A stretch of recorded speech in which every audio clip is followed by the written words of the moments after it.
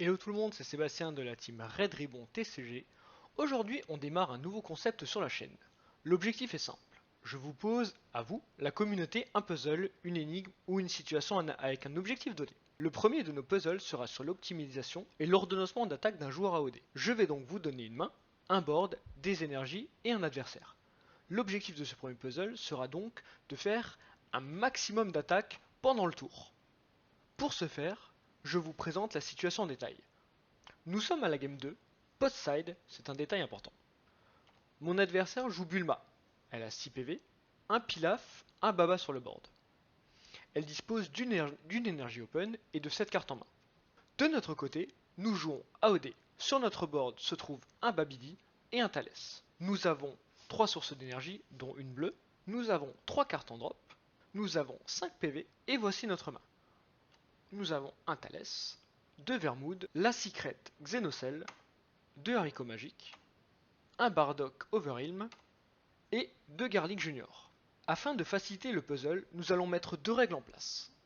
Pendant nos différentes phases de pioche, nous pouvons récupérer jusqu'à 2 Broly AOD vert, un Unisson AOD Vegeta, un Hachi AOD, un Android 13, et le reste de la pioche, on va considérer que ce sont des 5K qui n'auront aucune importance dans le puzzle.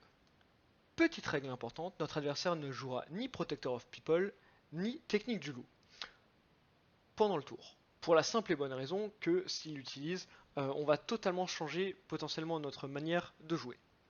L'objectif du puzzle est donc bien de faire un maximum d'attaques dans le tour et pas forcément de tuer car on ne peut pas anticiper les choix de l'adversaire. Une negate, des battle kiss call, des bloqueurs, dans le match-up Bulma, il peut y se passer plein de choses. Attention, l'idée est d'à la fois optimiser le nombre d'attaques tout en faisant attention à certaines actions de notre adversaire qui pourraient gêner le reste de notre tour.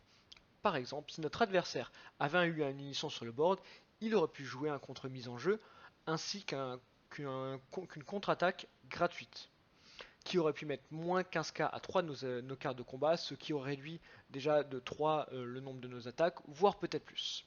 Et voilà, vous avez toutes les règles et toutes les cartes en main pour réaliser un maximum d'attaques, tout en évitant les quelques pièges que pourrait vous tendre votre adversaire en vous limitant dans vos actions.